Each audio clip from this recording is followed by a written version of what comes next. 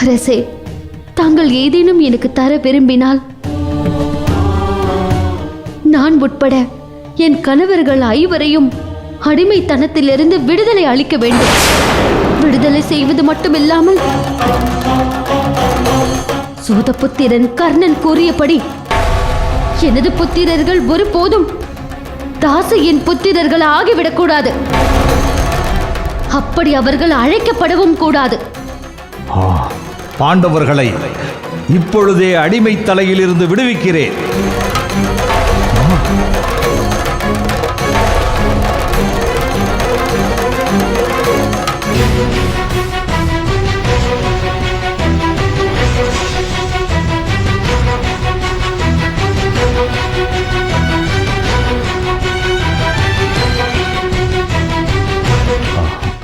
திரௌபதி, இன்னும் என்ன வேண்டும்? எனது கணவர்கள் இழந்த அஸ்திரங்களையும் இந்திரபிரஸ்த அரசையும் அவர்களுக்கு திருப்பி தர வேண்டும். இக்கணமே தந்தேன்.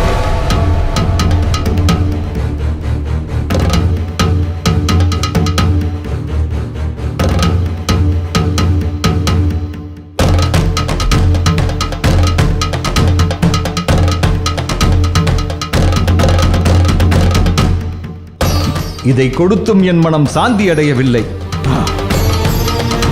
வேறு என்ன வேண்டும் கேள் திரௌபதி. சத்திரிய பெண்களுக்கு 2 வரன்களுக்கு மேல் கேட்க உரிமை இல்லை அரசே. திரௌபதி, நீ என் குலமகள். ஆபத்தான காலத்திலும் சத்திரிய நீதியை நினைக்கின்றாய். இருந்தாலும் கொடுக்கும் உரிமை எனக்கு இருக்கிறது.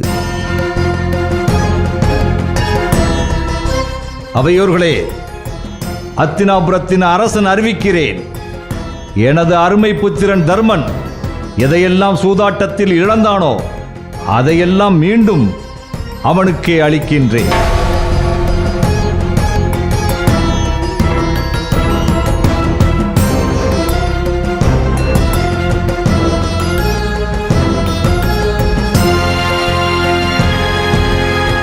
திரௌபதியை போல் துணிச்சலான புத்தி கூர்மையான கைகாரியை இதுவரை நான் கண்டதில்லை. கர்ணா,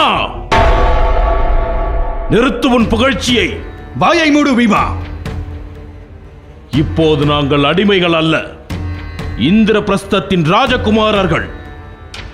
கர்ணா, திரௌபதியை வேசி என்று இகழ்ந்த உன் வாயால் திரௌபதியை புகழ்வதை கூட என்னால் சகித்துக் கொள்ள இயலாது. பெரியப்பா, நாங்கள் உங்கள் கட்டளைக்கு கட்டுப்படுகிறோம். தர்மா, நீங்கள் யாவரும் இந்திரபிரஸ்தம் சென்று அரசாள வேண்டும். உத்தரவு பெரியப்பா. தர்மா, அறிவுரை கூறும் அருகதையில்லாத இடத்தில் இருக்கிறேன். ஆனால் நம் குலத்தின் நலன் கருதி கூறுகிறேன், கேட்டுக்கொள்ளுங்கள். மரக்கிளையில் அமர்ந்து கொண்டு மரத்தை வெட்டுபவன் தானும் மரத்தோடு சேர்ந்து விழுகிறான். பழிவாங்கும் எண்ணமும் அப்படிப்பட்டதே. என் புத்திரர்களே, பழிவாங்கும் எண்ணத்தை துறந்து விடுங்கள். பழிவாங்கும் எண்ணம் மனிதனை அழித்துவிடும். அப்படி எப்போதேனும் இங்கு நடந்த சம்பவம் நினைவிற்கு வந்து பழிவாங்கும் எண்ணம் தோன்றினால் அப்போது இந்த குருட்டு பெரியப்பாவையும் பெரியம்மாவையும் நினைவில் கொள்ளுங்கள். அப்போது உங்கள் பழிவாங்கும் எண்ணம் தனிய வாய்ப்புள்ளது. ஆகட்டும் பெரியப்பா. நலமோடு வாழுங்கள். சென்று வாருங்கள்.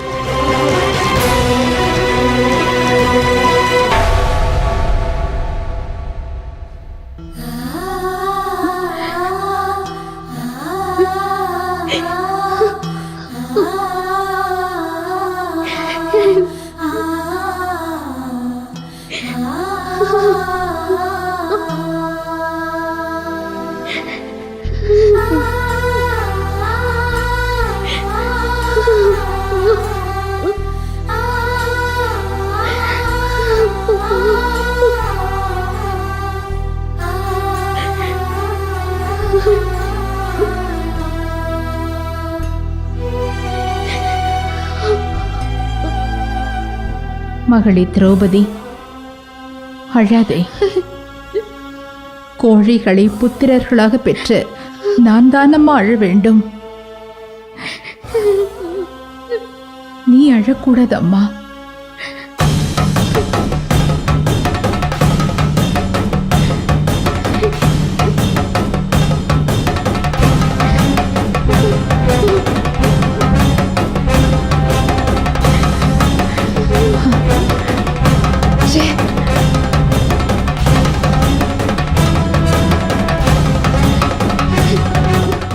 தர்மத்தின் தலைமகனை புத்திரனாக பெற்றுவிட்டதாக இதுவரை இருமாந்திருந்தேன். பலத்தில் நிகரற்ற பீமனை நினைத்து பெருமிதத்தில் இருந்தேன். வில்வித்தையில் நிகரற்ற அர்ஜுனனை மகனாக அடைந்ததை நினைத்து நான் மகிழ்ந்திருந்தேன். சாஸ்திரத்திலும் சத்திரிய தர்மத்திலும் நிகரற்ற அஸ்வினி குமாரர்களை மகன்களாக பெற்றதை நினைத்து நான் ஆனந்தம் அடைந்திருந்தேன். என் அத்தனை நம்பிக்கையையும் இன்று பொடி பொடியாக்கிவிட்டார்கள் என் புத்திரர்கள்.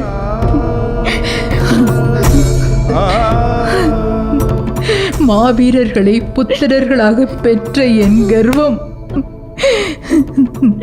என்றோடு அழிந்தது திரௌபதி, என்றோடு அழிந்தது.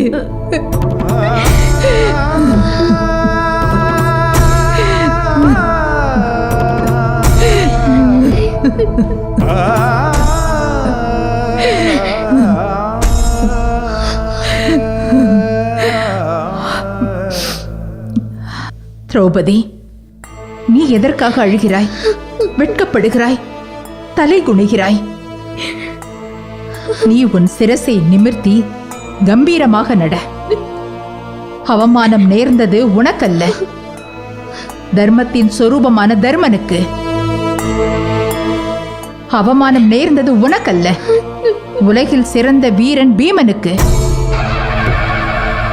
அவமானம் நிகழ்ந்தது உனக்கல்ல, துரோணாச்சாரியாரின் சீடன் அர்ஜுனனுக்கு. அவமானம் நிகழ்ந்தது உனக்கல்ல, கங்கையின் மைந்தர் பீஷ்மருக்கு. நீ எதற்காக திரௌபதி அத்தனை பேர் அவமானங்களையும் சுமந்து துடித்துக் கொண்டிருக்கிறாய்? அக்னி புத்திரியான உன்னை அவமானப்படுத்தும் வல்லமை எந்த ஆண்மகனுக்கும் இல்லை என்று இன்று அவையில் நிரூபணமாகி உள்ளது. நீ மாசற்ற பத்தினி என்பதை இன்று நடந்த சம்பவம் உலகிற்கு பறைசாற்றி உள்ளது. நீ நிமிர்ந்து கம்பீரமாக பார்.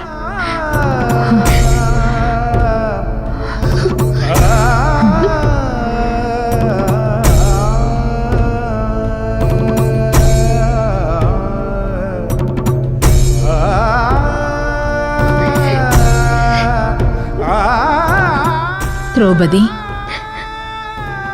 நீ ஏன் கூந்தலை அள்ளி முடியாமல் தலைவிரி கோலத்தில் இருக்கிறாய்? சுமங்கலியான நீ இப்படி இருக்கக்கூடாது. கணவனை இழந்த கைம்பெண்களும் மரண வீட்டில் இருக்கும் பெண்களும் தான் இப்படி கூந்தலை அள்ளி முடியாமல் இருப்பார்கள். உன்னை இக்கோலத்தில் என்னால் காண இயலவில்லை.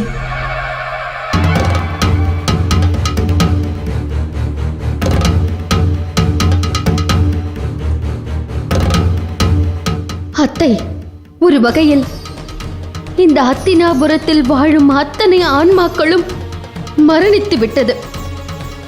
பிணங்களின் மத்தியில் ஒரே ஒரு ஆன்மா துடிக்க கண்டேன். அது பட்டத்து அரசி காந்தாரியின் ஆன்மா. காரணம், பட்டத்து அரசி என்னை போல் ஒரு பெண். ஆண்கள் கூடிய அவையில் ஒரு பெண்ணை மானபங்கம் செய்தார்கள். என்னை காக்கவோ என்னை தேற்றவோ உங்களின் ஒருவருக்கு கூட திராணி இல்லாமல் போனது.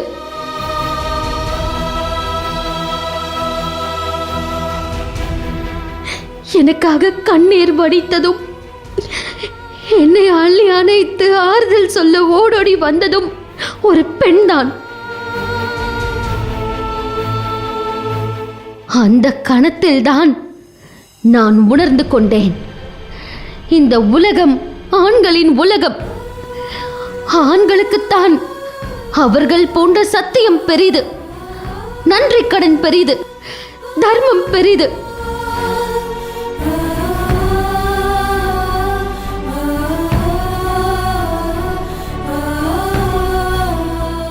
ஆனால் அவர்களுக்கு ஒரு பெண்ணின் மானம் துச்சமானது. அதை இன்றுதான் புரிந்து கொண்டேன். திரௌபதி,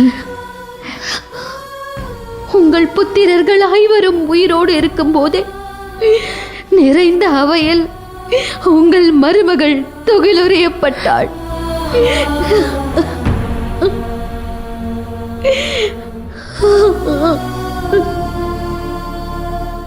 ஆகவே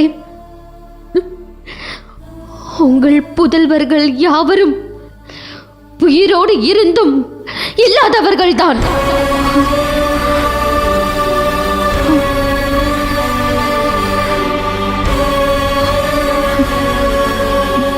திரௌபதி, ஆனாலும் பெற்ற தாயின் முன்பாக பிள்ளைகளை அப்படி இன்னொரு முறை கூறாதே. நீ உனது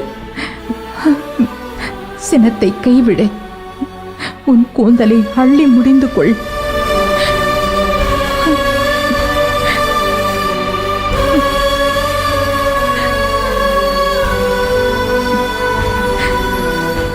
இல்லை அத்தை, எனக்கு என் கூந்தலை பற்றி இழுத்தவனின் குருதி வேண்டும். அந்த குருதியை என் கூந்தலில் நெய்யாக பூச வேண்டும்.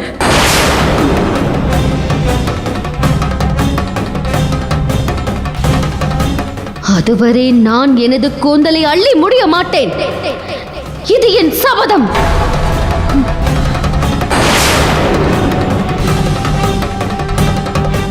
இனி முடியா கூந்தலோடு தலைவிரி கோலத்தோடு தான் இருப்பேன்.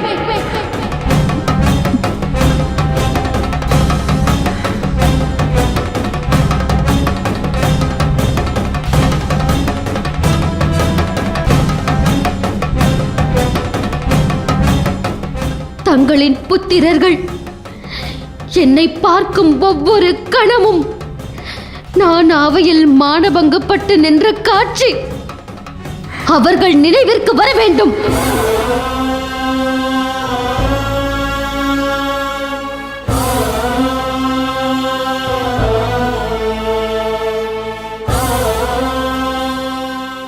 கௌரவ கூட்டத்தை வதம் செய்ய வேண்டும் என்பதும் அவர்கள் நினைவிற்கு வர வேண்டும். திரௌபதி, உன் சபதத்தை நான் நிறைவேற்றுவேன். உன் கண்ணீரை துடைத்து விடு, எங்களை மன்னித்து விடு. இந்த அத்தினாபுர அரண்மனையில் இருக்கும் ஒவ்வொரு கணமும் என் உடம்பெல்லாம் கூசுகிறது. கௌரவ கூட்டத்தை கொன்று குவிக்கும் வரை நான் பட்ட அவமானம் தீராது. நீங்கள் ஐவரும் எனது கணவர் என்பது சத்தியமானால் புறப்படுங்கள், போர் தொடங்கள். இந்த பாவ பூமியான அத்தினாபுரத்தின் மீது பிறகு நான் என் கண்ணீரை துடைக்கிறேன்.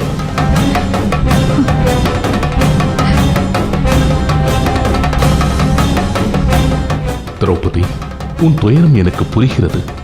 ஆனால் பெரியப்பா, பிதா, நீங்கள் குறிப்பிட்ட மகான்கள் நான் அவையில் அவமானப்பட்டு கூனி குறுகி நின்ற போது என்ன செய்து கொண்டிருந்தார்கள்?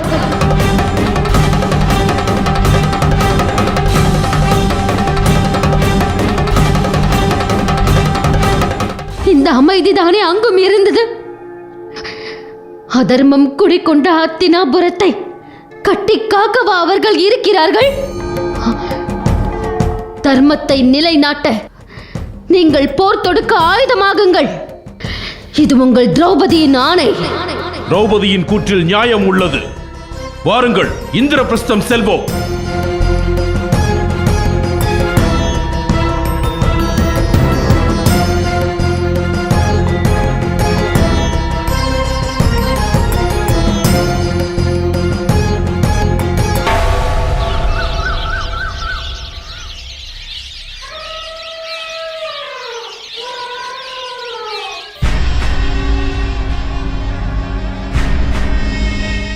நம் சத்துருக்களான பாண்டவர்களின் மானத்தை காலில் போட்டு நசுக்கி விட்டேன்.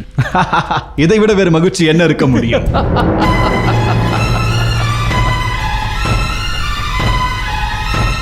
இனி அந்த பாண்டவர்களால் தலை நிமிர்ந்து நடக்கவே முடியாது.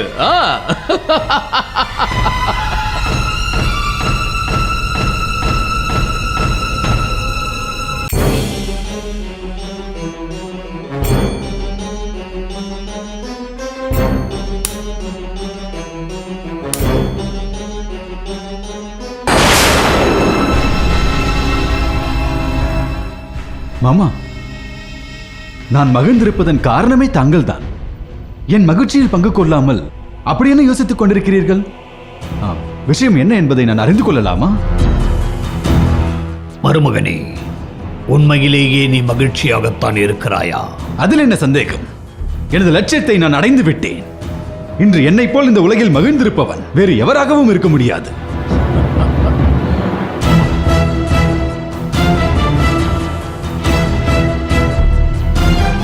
அப்படியா?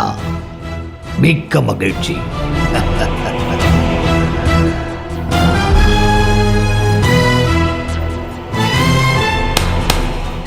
யாரங்கே? உத்தரவு அரசே. உடனே என் யாத்திரைக்கான ஏற்பாடுகளை தொடங்குங்கள். அரசே. உடனே. உத்தரவு அரசே.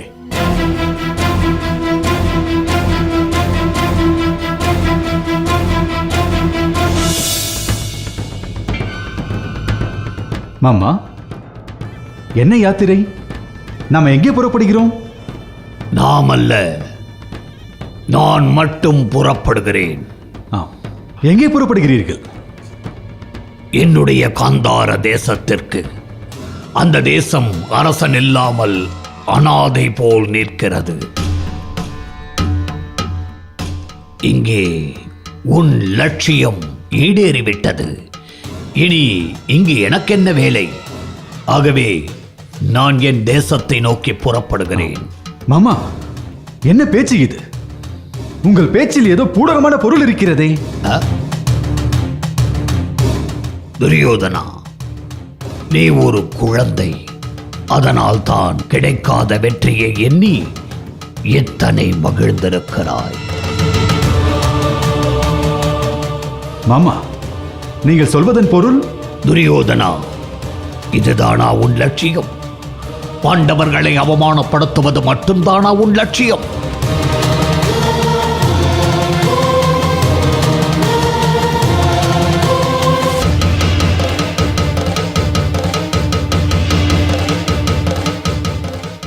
அடிமைகளாக நம் காலில் விழுந்து கிடக்க வேண்டிய பாண்டவர்கள் வெற்றி வீரர்களாக நாடு திரும்பிக் கொண்டிருக்கிறார்கள்.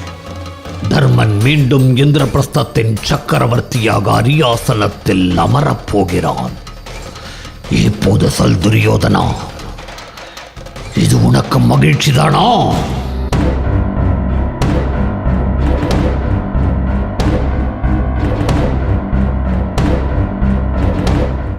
மலை போல் குவிந்த செல்வங்கள் பறிபோயிற்று. கடல் போல் வெறிந்த படை பரிவாரங்கள் பறிபோயிற்று. வான் போல் உயர்ந்த இந்திரபிரஸ்த சாம்ராஜ்யம் நம் கைகளை விட்டு பறிபோயிற்று. ஆனால் நீயோ ஆனந்த கூத்தாடுகிறாய். மாமா, இதுதானா உன் எதிரியை வஞ்சம் தீர்க்கும் லட்சணம்? பாண்டவர்களை ஆண்டிகளாக்கி வீதியில் நிறுத்தி இருக்க வேண்டாமா?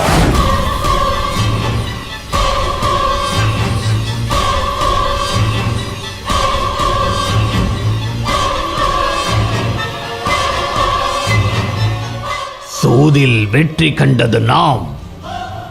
ஆனால் நாம் வென்ற பணைய பொருட்களோடு செல்வது பாண்டவர்கள்.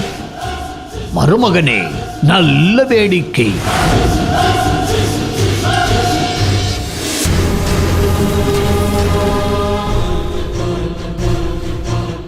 மாமா, எனக்கு எப்பொழுதுதான் புரிகிறது, இதை தடுக்கவே முடியாதா மாமா? எப்படி தடுக்க முடியும்? உனக்கு உதவாத தந்தை இருக்கும் போது நான் மூளையை கசக்கி சூதாடி பாண்டவர்களின் செல்வங்களை வென்று கொடுத்தேன். ஆனால் என்னை முட்டாளாக்கிவிட்டு நான் வென்றதை பாண்டவர்களுக்கே தாரை வார்த்தார் உங்கள் தந்தை. தந்தை திரௌபதியின் சாபத்திற்கு அஞ்சு விட்டார் என்று நினைக்கிறேன். நீ சொல்வதுதான் உண்மை. அச்சத்தின் மறுபிறப்பு அரசர் திருதராஷ்டிரர். அவருக்கு நெஞ்சு நிறைய ஆசை இருக்கிறது, மகன் சக்கரவர்த்தியாக ஆக வேண்டும் என்று. ஆனால் அதைவிட அதிகமாக அச்சம் இருக்கிறது பாண்டவர்களின் பராக்கிரமத்தின் மீது. மீண்டும் இந்திரபிரஸ்தத்தின் சக்கரவர்த்தியாக போகிறான் தர்மன் என்று நினைக்கும் போதே என் நெஞ்சு எரிகிறது. எப்பாடு பட்டேனும் அதை தடுத்தாக வேண்டும் மாமா.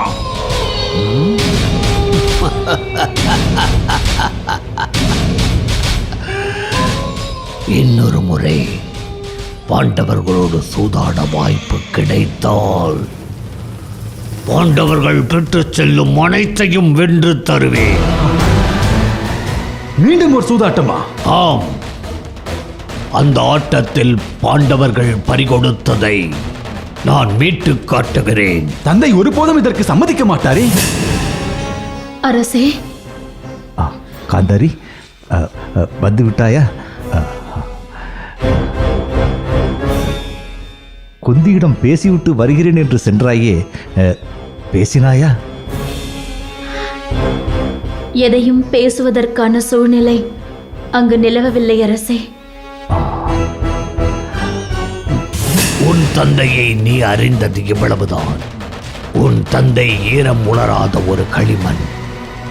அந்த களிமண்ணை நாம் விரும்பிய வடிவில் பிசைந்தெடுக்க தண்ணீராக உதவும் உனது கண்ணீர். ஆனால் நீ கேட்க வேண்டிய விதத்தில் கேட்க வேண்டும். தந்தை சம்மதித்தாலும் தாயார் இதற்கு ஒப்புக்கொள்ள மாட்டார். அவள் உன் தந்தைக்கு கட்டுப்பட்டவள். இருவரும் சம்மதித்தாலும் பீஷ்மரும் விதுரரும் குலகுருக்களும் சம்மதிக்க மாட்டார்களே. அவர்கள் அனைவரும் அத்தினாபுரம் எனும் குண்டுக்குள் அடைபட்ட சிங்கங்கள்.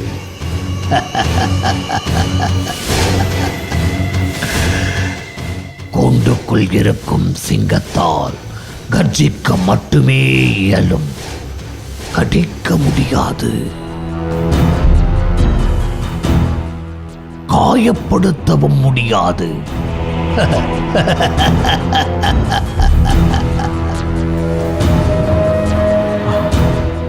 அப்படியானால் இப்போதே தந்தையிடம் செல்கிறேன். மீண்டும் ஒரு சூதாட்டத்திற்கு அனுமதி பெறுகிறேன். மருமகனே, அனுமதி மட்டும் பெற்றுவிடு. இந்திரபிரஸ்தத்தை மீண்டும் வென்று வெற்றியை உன் பொற்கரங்களில் சமர்ப்பிக்கிறேன்.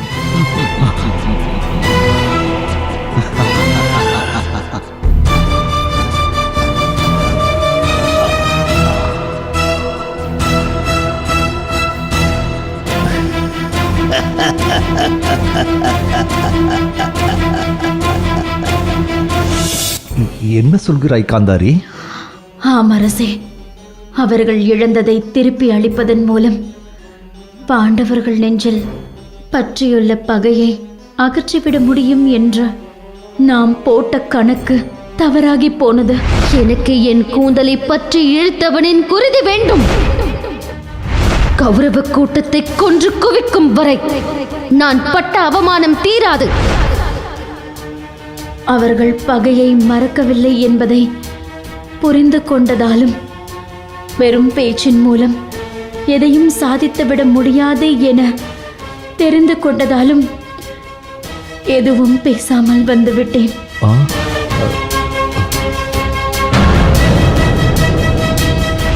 நீ செய்த நீசத்தனத்திற்கு நீ காட்டிய துடையை பிளப்பேன்.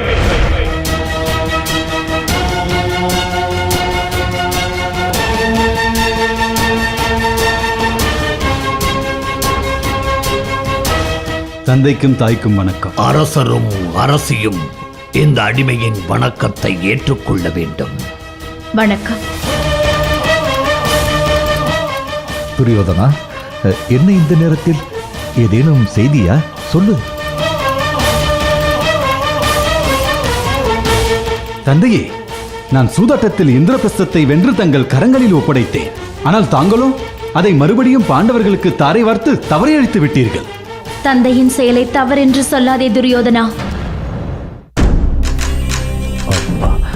துரியோதனா, அது நடந்து முடிந்த கதை.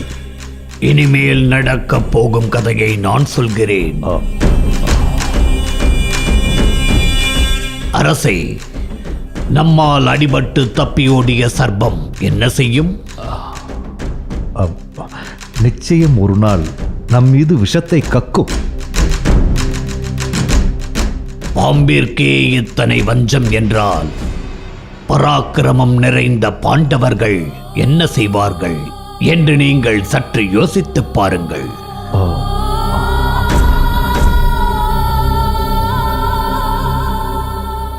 அடி வாங்கியவனை விட அடித்தவன் முன்னெச்சரிக்கையாக இருக்க வேண்டும். சகுடி, என்ன சொல்கிறாய் நீ? நடக்கப் போவதை சொல்கிறேன். தந்தையே, பாண்டவர்கள் இந்திரபிரஸ்தம் திரும்பினால் நிச்சயம் அவர்கள் நம் மீது போர் தொடுத்து வருவார்கள். அது எப்படி அவ்வளவு உறுதியாக சொல்கிறாய்? ஆம் அரசே, அவன் சொல்வது நடக்க வாய்ப்பிருக்கிறது. பிறகென்ன? பீமன் துரியோதனனின் தலையை எடுப்பான், துச்சாதனனின் நெஞ்சை பிளப்பான். சகுனி, மூடு உன் வாயை. அக்கா, அரசருக்கு உண்மையை நினைவூட்டினேன், அவ்வளவுதான் அக்கா.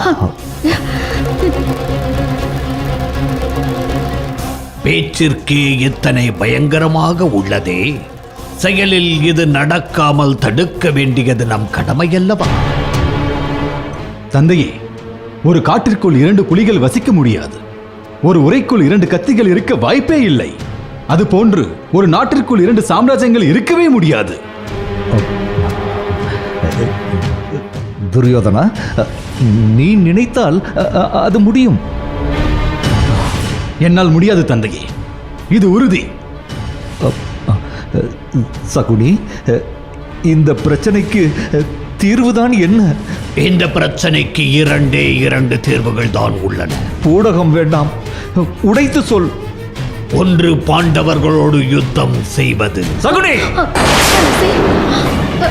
நிறுத்து. நான் இதற்கு சம்மதிக்க மாட்டேன், சம்மதிக்க மாட்டேன். 2வது, பாண்டவர்களை மீண்டும் சூதாட அழைப்பது.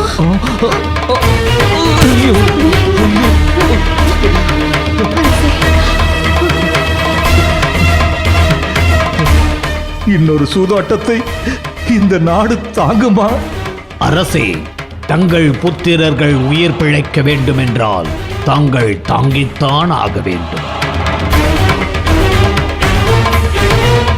நடந்து முடிந்த நிகழ்வுகளால் நமக்கு ஏற்பட்ட அவப்பெயரை துடைக்கவே பிறவிகள் பத்தாது சகுடி. இப்போது இந்த நிலையில் அது போன்ற சம்பவங்கள் இப்போது எதுவும் நடக்காது. இதற்கு என்னால் உறுதியளிக்க முடியும் தந்தையே.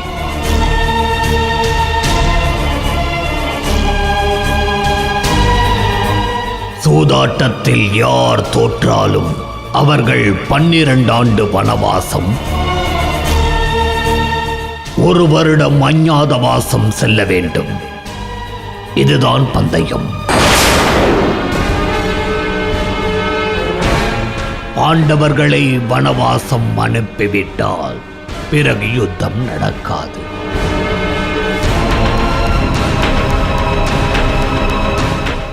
ஒருவேளை துரியோதனன் வனம் செல்ல வேண்டி வந்தால்? அதை தாங்கும் நிலைக்கு தாங்கள் தயாராகிக் கொள்ள வேண்டும்.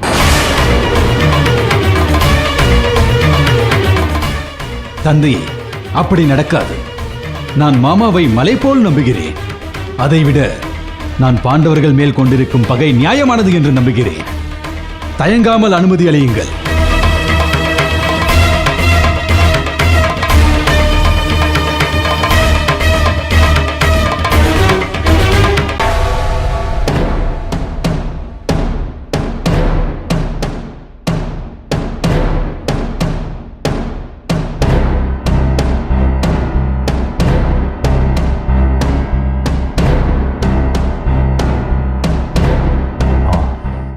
மகனே, உனக்காக நான் அந்த பாவத்தை மீண்டும் செய்கிறேன்.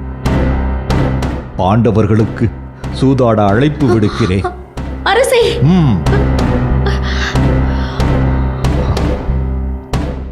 நான் அழைப்பு விடுகிறேன்.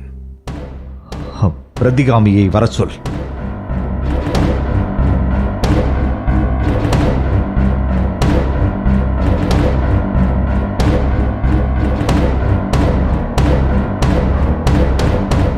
அரசருக்கு வெற்றி உண்டாகட்டும். விரைந்து செல். பாண்டவர்கள் எங்கு இருந்தாலும் நான் அழைத்தேன் என்று கூறி அழைத்து வா. அரசே, தாங்கள் என்ன கூறினீர்கள் என்று சொல்ல வேண்டும். பிரதிகாமி, தந்தை கூறியதை அப்படியே செய். எதிர்கேள்வி கேட்காதே, செல். உத்தரவு அரசே.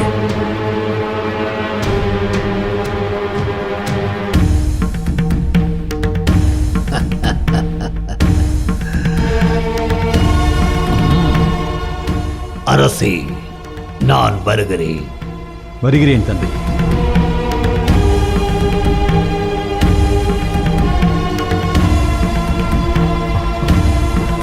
அரசே,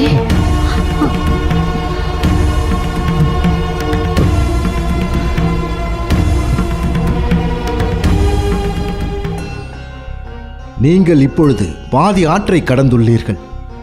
இன்னும் கடக்க வேண்டிய கஷ்டங்கள் பல உள்ளன. எந்த நிலையிலும் ஒற்றுமை என்னும் கொள்கையை மட்டும் நீங்கள் இழந்து விடாதீர்கள். மாமன்னருக்கு வெற்றி உண்டாகட்டும். பேரரசர் திருதராஷ்டிரர் உங்களை உடனே அழைத்து வரச் சொன்னார்.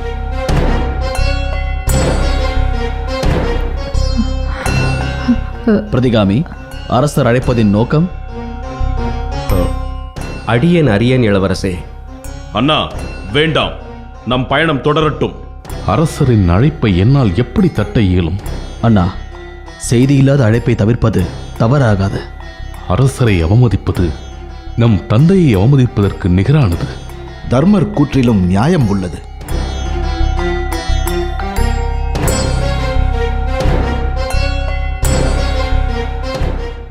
நான் வருகிறேன்.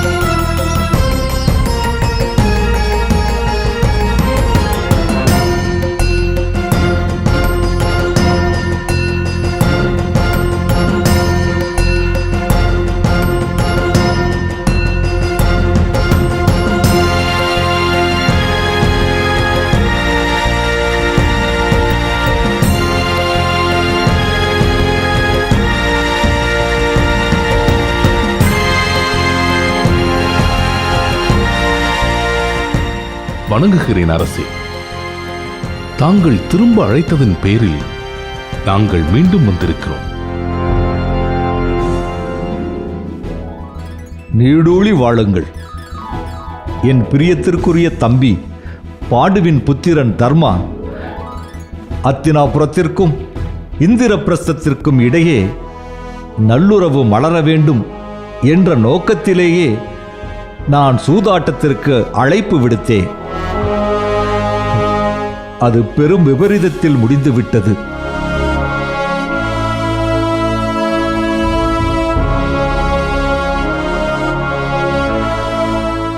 மகிழ்ச்சியை கொண்டு வந்த நீ இப்பொழுது துயரத்தை சுமந்து செல்கிறாய்.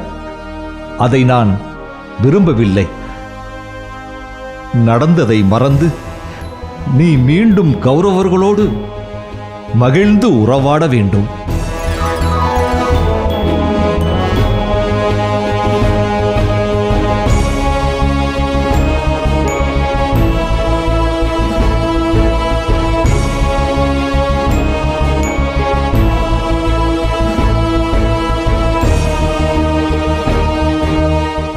ஆம் சக்கரவர்த்தி, பொழுதுபோக்கிற்காகவும் உல்லாசத்திற்காகவும் தானே சத்திரியர்கள் சூதாடுகிறார்கள்.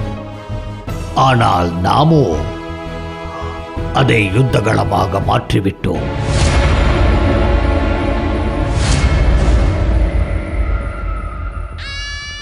அதை சரி செய்ய விரும்புகிறார் அரசர்.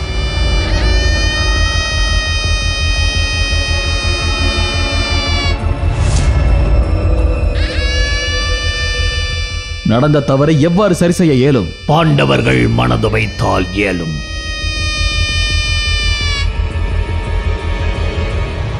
மன வருத்தம் ஏதுமின்றி மகிழ்ச்சியோடு அத்தினாபுரம் வந்தீர்கள்.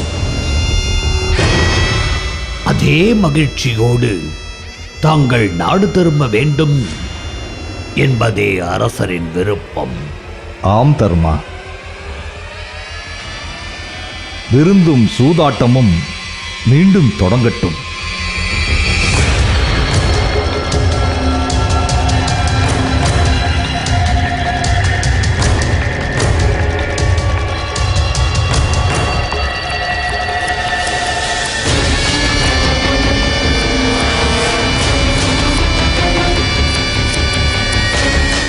மிகுந்த மகிழ்ச்சியோடு தொடங்கும் சூதாட்டம் எந்த பிரச்சனையும் இல்லாமல் மிகுந்த மகிழ்ச்சியோடு முடியட்டும். வேண்டாம் மன்னா, வேண்டாம். வேண்டாம், இளவரசர்களுக்கு சந்தேகம் வேண்டாம்.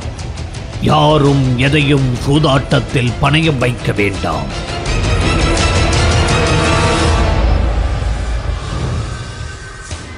பொழுதுபோக்காக ஒரு ஆட்டம் ஆடுவோம், கலந்து பேசுவோம், மகிழ்ந்திருப்போம், நிறைந்த உறவோடு பிரிந்து செல்வோம்.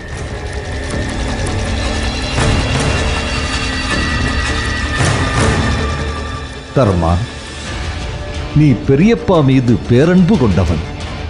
ஆகவே உன் இறுக்கம் தளர்த்தி உன்னை இன்முகத்தோடு திருப்பி அனுப்ப நினைக்கிறேன். நீ மீண்டும் துரியோதனனோடு சூதாடினால் நமக்குள் ஏற்பட்ட பகை மறந்து உறவு வளர வாய்ப்புள்ளது என்று நம்புகிறேன். என் நம்பிக்கை உண்மையாவது உன் கையில்தான் இருக்கின்றது.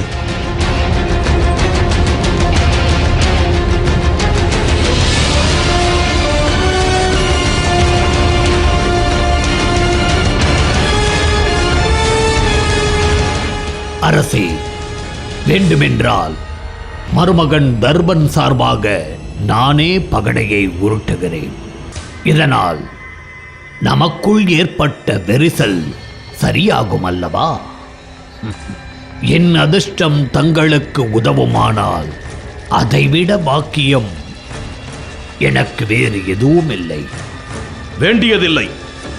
நன்மையோ தீமையோ அது அண்ணன் செயலில் நடந்ததாக இருக்கட்டும்.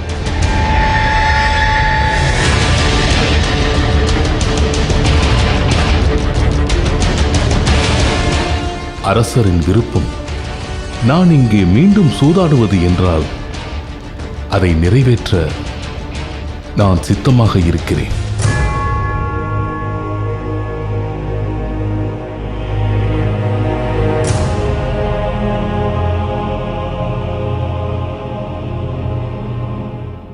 பிறகென்ன, சக்கரவர்த்தியே சம்மதித்து விட்டார். ஆட்டத்தை தொடங்குங்கள். அத்தினாபுர அரண்மனையே இன்பத்தால் நிறையட்டும். வேண்டாம் அண்ணா, இதில் ஏதோ சூழ்ச்சி இருக்கிறது.